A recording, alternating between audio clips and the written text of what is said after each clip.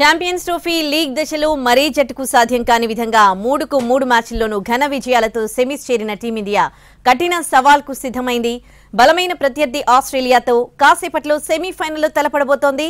ఏడాదిన్నర కిందట వన్డే ప్రపంచ కప్ను రోహిత్ సేన చేజిక్కించుకోవడం ఖాయం అనుకున్న దశలో ఫైనల్లో కంగారూలు కొట్టిన దెబ్బను భారత అభిమానులకు కలవరపెడుతోంది. ఇప్పుడు ఆ ఓటమికి బదులు తీర్చుకోవాలని భారత్ ఆశిస్తోంది. అయితే ఈ మ్యాచ్లో రోహిత్ కోహ్లీ ఫామ్లోకి వస్తే భారత్ భారీ స్కోర్ చేసే అవకాశం ఉంది. పాక్పై సెంచరీతో జట్టును గెలిపించిన కోహ్లీ నుంచి అలాంటి మేటి ఇన్నింగ్స్ ని ఆశిస్తున్నారు అభిమానులు. సూపర్ ఫామ్లో ఉన్న శుభ్మన్ మీద కూడా భారీ అంచనాలే ఉన్నాయి. రోహిత్ సెమీస్లో అయినా ఓ పెద్ద ఇన్నింగ్స్ ఆడతాడేమో చూడాలి. అతను కాస్త ఆచితూచి ఆడాలని అభిమానులు కోరుకుంటున్నారు. మరోవైపు న్యూజిలాండ్పై 4 స్పిన్నర్లతో బరిలోకి దిగిన రోహిత్ సేన ఇవాళ ఎలా ముందుకు వెళ్తారో చూడాలి.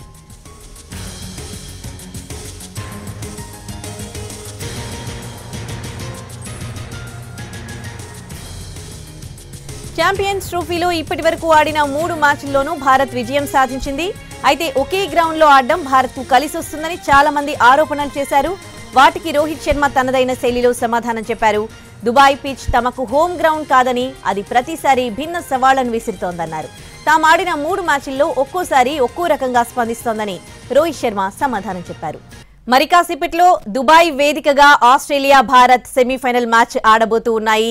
ఇప్పటికే ఆస్ట్రేలియా టాస్ గెలుచుకున్నట్లుగా తెలుస్తోంది. పూర్తి డీటెయిల్స్ ని మా ప్రతినిధి రవి అందిస్తారు. రవి, ఇవాళ జరగబోయే మ్యాచ్ ఏ విధంగా ఉండబోతోంది? ఇరు జట్ల బలాబలాలు కానీ బ్యాటింగ్ లో బౌలింగ్ లో ఎలా ఉండబోతున్నాయి? ఎట్లాంటి ఎక్స్పెక్టేషన్స్ ఉన్నాయి ఫ్యాన్స్ కి? అంటే ముఖ్యంగా మ్యాచ్ లో టాస్ విన్ అవడాన్ని చూస్తే టాస్ విన్ అయ్యి ఆస్ట్రేలియా బ్యాటింగ్ తీసుకుంది. ఆస్ట్రేలియా ఖచ్చితంగా భావిస్తుంది ఒక హై టార్గెట్ ను భారత్ ముందు ఉంచాలి అని. కానీ దుబాయ్ పిచ్ లో ఇప్పటి వరకు హైయెస్ట్ ఉన్నటువంటి టార్గెట్ మనం చూస్తే 249 వరకే ఉంది. దీంట్లో భారీ స్కోర్ అనేది కూడా సాధ్యపడదు. స్పిన్నర్లకు ముఖ్యంగా అనుకూలిస్తుంటుంది. సో భారత్ కూడా 4 స్పిన్నర్లతో బరిలోకి దిగే అవకాశం ఉంది. ఎందుకంటే న్యూజిలాండ్ తో జరిగినటువంటి మ్యాచ్ లో కూడా 3 స్పిన్నర్లతో కాకుండా 4 స్పిన్నర్లతో న్యూజిలాండ్ తో బరిలోకి దిగింది. వరుణ్ చక్రవర్తి కూడా 5 వికెట్లు తీసుకున్నాడు. సో ఇప్పుడు వరుణ్ చక్రవర్తిని కూడా కంటిన్యూ చేసే అవకాశం ఉంటుంది. స్పిన్ కు అనుకూలిస్తున్నటువంటి ఈ పిచ్ పైన అటు వరుణ్ చక్రవర్తి గానీ, కుల్దీప్, జడేజా వెంటనే ఆస్ట్రేలియా వికెట్లను కనుక తీయగలిగితే తక్కువ స్కోర్ నే మనం ఆస్ట్రేలియాను కట్టడి చేయొచ్చు. ఇక ఇండియాలో బ్యాటింగ్ లైనప్ మంచిగా ఉంది, కానీ ఓపెనింగ్ పార్ట్నర్షిప్ కాస్త ఇబ్బంది పెడుతోంది. ఓపెనింగ్ లో గిల్ రాణిస్తున్నా కూడా రోహిత్ శర్మ తక్కువ స్కోర్ కే వెంటనే చేరుతున్నాడు. అంటే భారీ షాట్స్ తో ఆడుతున్నా కూడా తను వెంటనే 30 రన్స్ వరకు మాత్రమే వెందిరుగుతున్నాడు. కాబట్టి ఓపెనింగ్ పార్ట్నర్షిప్ లో కనుక ఒక మంచి 100 రన్స్ స్కోర్ చేయగలిగితే పెద్ద టార్గెట్ ఉన్నా కూడా ఈజీగా చేసే అవకాశం ఉంటుంది.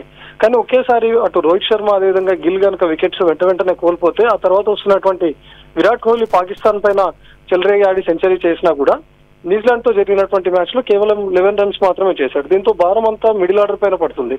అటు శ్రేయాస్ అయ్యర్ గానీ లేకపోతే హార్దిక్ పాండ్యా రాణించాల్సి వస్తుంది. సో ఇప్పుడు ఆస్ట్రేలియాతో ఆడుతున్నాం. ఆస్ట్రేలియా పెద్ద టీం, అందులోనూ స్ట్రాంగ్ గా ఉంటారు. వాళ్ళకు బ్యాటింగ్ అండ్ బౌలింగ్ లైనప్ కూడా స్ట్రాంగ్ గా ఉంటుంది. కాబట్టి ఆస్ట్రేలియాను 240, 250 లోపు కట్టడి చేయగలిగితే భారత్ పైన అంత ఒత్తిడి ఉండదు.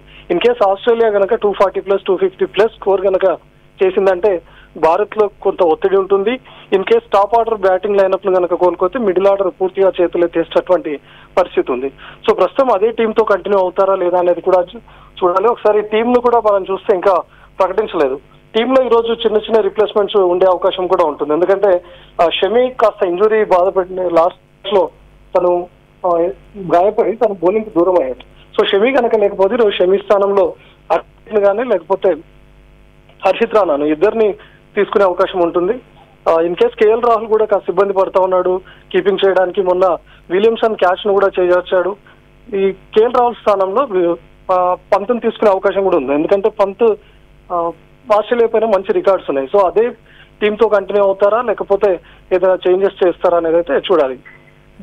ఒకే పిచ్ పైన ఇది 3వ మ్యాచ్ భారత్ ఆడడం. సో కొన్ని ఆరోపణలు కూడా వస్తున్నాయి. దానికి రోహిత్ శర్మ సమాధానం కూడా చెప్పడం జరిగింది. అంటే ప్రతిసారి డిఫరెంట్ ఛాలెంజెస్ విసురుతోంది పిచ్ అన్నట్లుగా. సో అంటే దీన్ని ఎట్లా చూడాలి? ఇప్పుడు నెక్స్ట్ జరగబోయే దాంట్లో ఎట్లాంటి ఛాలెంజెస్ వీళ్ళు ఫేస్ చేయొచ్చు?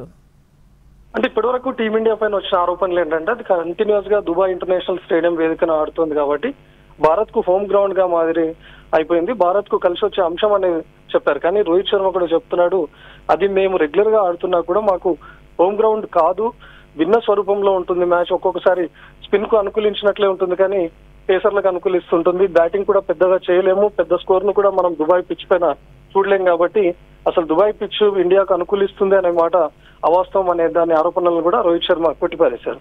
సో ప్రస్తుతం టీం ను కూడా అనౌన్స్ చేశారు. ఎలాంటి మార్పులు లేకుండా భారత్ బరిలోకి దిగుతుంది. చూస్తే సేమ్ ఆర్డర్ నే మెయింటైన్ చేశారు, ఎలాంటి మార్పులు లేవు. న్యూజిలాండ్ తో ఏ టీం అయితే ఆడిందో అదే టీం తోనే కంటిన్యూ అవుతుంది. వరుణ్ చక్రవర్తి లాస్ట్ మ్యాచ్ లో 5 వికెట్లు తీశాడు కాబట్టి ఈసారి వరుణ్ చక్రవర్తి కంటిన్యూ అవుతున్నారు.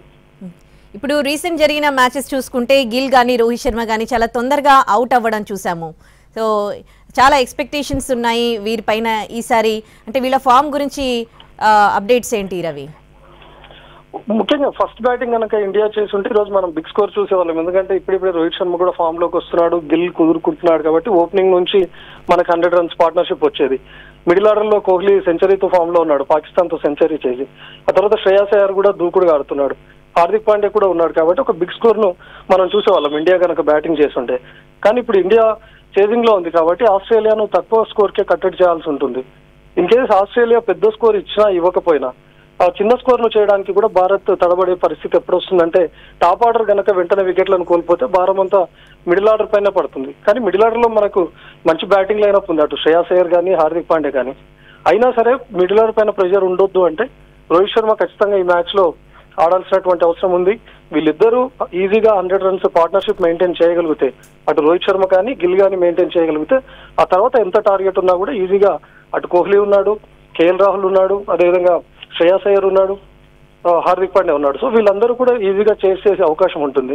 సో ఇప్పుడు ఖచ్చితంగా ఆస్ట్రేలియాతో చేజింగ్ కాబట్టి వీళ్ళు మంచి పార్ట్నర్షిప్ ను మెయింటైన్ చేయగలిగితేనే, మిడిల్ ఆర్డర్ పైన ఒత్తిడి పెట్టకపోతేనే బెటర్ గా భావించవచ్చు. Right Ravi, thanks for the updates.